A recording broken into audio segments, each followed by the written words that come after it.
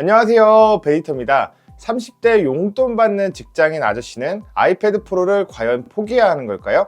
오늘은 제가 아이패드 프로를 사용하기 위해 얼마나 처절하게 움직였는지, 그리고 그 과정에서 어떤 것을 배웠는지에 대한 이야기를 해보려고 합니다. 그럼 자린고비가 아이패드 프로를 사는 법 지금부터 시작합니다. 결론적으로 저는 아이패드 프로 12.9인치 6세대 셀룰러 모델 256기가를 보유하고 있습니다. 이 아이패드와 정품 케이스 그리고 애플 펜스까지 모두 정가로 구매하려면 얼마나 들까요? 우선 아이패드만 정품가가 211만 원입니다. 애플이니까 사실 놀랍지도 않죠? 애플 펜슬은 19만 원이고 매직 키보드는 51만 원입니다. 이렇게 다 하니까 283만 원이에요. 이걸 제 용돈으로 구매하려면 1년 넘게 커피 한 잔도 안 먹고 모아야 하는 금액인데 진짜 가격이 너무 후덜덜해요. 하나하나 어떻게 장만했는지 이야기해 보려고 합니다.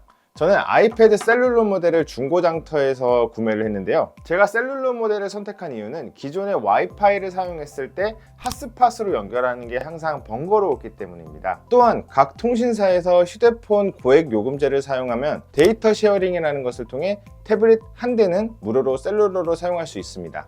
저 같은 경우는 고액 요금제를 사용하였기 때문에 셀룰러로 구매하는 게 무조건 이득이었어요. 근데 단점은 셀룰러 모델이 훨씬 더 비싸다는 겁니다. 정품가는 셀룰러와 와이파이 모델이 약 25만 원 정도 차이가 나는데 중고 시장에서는 간혹 셀룰러 모델이랑 와이파이 모델이 비슷하게 나오기도 해요. 하루는 256기가이면서 셀룰러 모델인데 단순 개봉한 제품이 130만 원이라고 해서 바로 연락을 했습니다. 근데 실제로 만나니까 이거 개통된 물건인데 괜찮으시겠어요? 이러는 거예요. 그래서 뭐 가개통 제품이라도 유심 그냥 꽂으면 상관없지 않나? 라는 생각에 바로 구매를 했습니다. 근데 이게 큰 실수였어요. 결론부터 말씀드리면 지금은 개통해서 잘 사용하고 있지만 주의해야 될 점이 하나 있습니다. 그건 영상 뒤에서 제가 자세하게 설명드리도록 하겠습니다. 아무튼 저는 아이패드 프로 셀룰러 모델을 단순 개봉된 상품을 중고 거래를 통해 130만 원 정도에 장만하게 되었습니다. 다음은 애플 펜슬인데요. 저는 2세대 짜플 펜슬을 사용하고 있습니다. 제가 전체 브랜드를 사용해 본 건 아니니까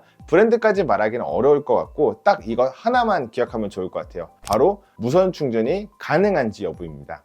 저는 처음에 짜플 펜슬 1세대를 사용했는데요. USB로 충전하는 게 생각보다 불편했습니다. 이유는 배터리 잔량이 표시는 되나 이렇게 작은 LED 색상이 전부라서 확인하기가 좀 어렵고 만약 충전을 안 해놓은 상태라면 바로 사용하지 못하는 경우가 생각보다 진짜 많았어요. 짜플 펜슬 2세대의 경우 무선 충전이 되기 때문에 상시 완충된 상태로 사용할 수 있기 때문에 배터리가 없어서 사용하지 못했던 날은 하루도 없었던 것 같습니다. 짜플 펜슬 1세대가 2만 원대이고 무선 충전이 가능한 2세대가 3만 원대이니까 웬만하면 2세대를 구매하시는 걸 추천드립니다. 다음은 키보드 케이스입니다. 사실 많은 테크 유튜버 분들께서 이 구조도 키보드 케이스를 추천해 주셔서 열심히 돈을 모아 하나 장만을 했습니다. 가격은 8만 원대인데 정품이 51만 원인 것을 생각하면 너무나 혜자인 상품이라고 생각을 했습니다. 그러나 이것은 큰 오산이었습니다. 아이패드와 케이스가 직접 연결되는 게 아니라 구도조 케이스 자체에 배터리가 내장되어 있고 키보드는 블루투스로 연결되는 것이기 때문에 충전도 따로 해줘야 되고 무엇보다 배터리 때문에 너무 무거웠습니다. 정품 매직 키보드 같은 경우는 710g인데 이 구조도 케이스 같은 경우는 950g으로 상당히 무겁습니다. 아이패드 프로 12.9인치 6세대가 무게가 684g인데요. 구조조기랑 합치면 1.6kg이 넘어가서 이럴 거면 노트북 하나를 차라리 사는 게 낫겠다 생각이 들 정도입니다. 또한 불편했던 점은 저의 소중한 짜플 펜슬이 안정적으로 보관이 되지 않는다는 것입니다. 잠금 장치가 따로 없고 오로지 자석의 힘으로만 의지해야 되기 때문에 쉽게 잃어버리기 쉬운 구조였어요. 아무튼 여러 가지에 있어서 불편한 점이 좀 많았고 이후 선택한 제품이 바로 모키보의 블루투스 키보드였습니다. 우선 무게가 400g으로 상당히 가볍습니다. 바로 이 제품인데요.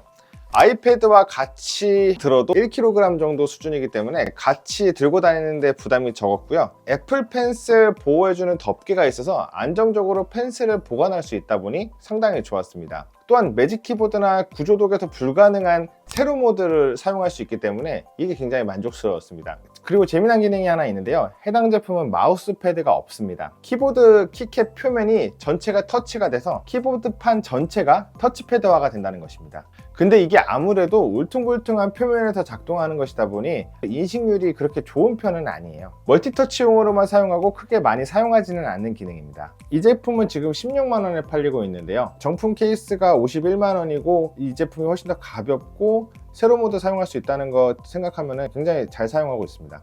아이패드 130만원, 짜플 펜슬 3만원, 키보드 케이스 16만원 해서 총 150만원 정도의 세트를 구성해서 사용하고 있습니다. 이렇게 구성한 아이패드 세트로 블로그 글도 쓰고 있고 유튜브 대본도 쓰고 있고 책도 읽고 있고 영상 편집도 하고 아주 잘 활용하고 있습니다. 정품을 샀다고 한들 제 영상의 퀄리티가 조금이라도 더 늘지는 않았을 것 같고요. 오히려 시작하는데 더 빨리 시작할 수 있어서 개인적으로는 굉장히 만족하고 있습니다. 그리고 제가 아까 그냥 넘어간 게 있는데요. 아이패드 셀룰러 중고 거래 시 주의해야 할 점 잠깐 이야기해 볼게요. 다시 돌아가면은 개통된 아이패드가 저렴하게 중고 시장에 올라왔고 저는 별 생각 없이 그냥 구매를 했어요. 그냥 내가 통신사 가서 유심 하나 구매해가지고 개통하고 유심을 꽂으면 되는 줄 알았거든요. 근데 이때까지도 몰랐습니다. 한 기기당 한 개 회선만 등록이 가능하다는 사실 말이죠. 즉 누군가 해당 기기로 개통을 했다면 다른 기기에서 다시 확정 기변을 하거나 아니면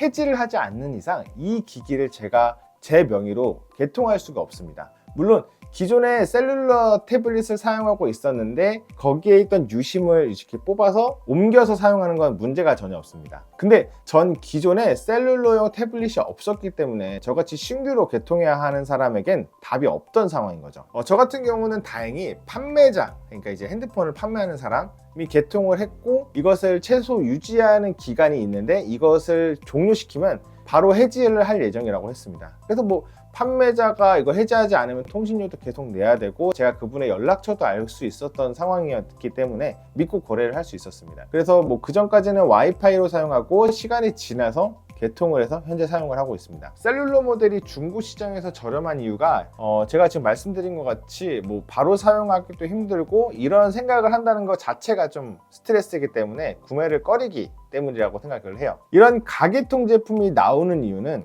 하나는 판매 사원이 실적이 급해서 자신의 명의로 개통을 하는 경우가 있고 또 현금이 급한 사람들이 휴대폰을 먼저 개통을 하고 이를 중고 시장에 팔아서 현금을 마련하는 나를 구제하는 대출 내구제라는 것 때문입니다. 즉 판매 사원이 개통하는 경우는 그래도 해지할 가능성이라도 있는데 내구제를 통해서 구매한 사람들은 향후 해지가 아니라 일시정지로 영영 해지를 하지 않을 가능성도 있기 때문에 절대 구매하면 안 되는 작물이 될 수도 있습니다. 저는 진짜 운이 좋아서 깔끔하게 개통해서 사용하고 있지만 판매자의 말을 절대적으로 믿어야 하는 상황이기 때문에 리스크가 너무 컸습니다. 여러분들은 언젠간 태블릿 중고 거래를 하게 되신다면 다른 기기로 확정 기별을 맞춘 상태인지 아니면 해지를 정상 완료했는지 꼭 확인하시기 바랍니다. 그럼 오늘 영상은 여기까지고요. 오늘 영상이 유익했다면 구독, 좋아요, 댓글까지 부탁드리겠습니다. 저는 베리터였습니다. 감사합니다.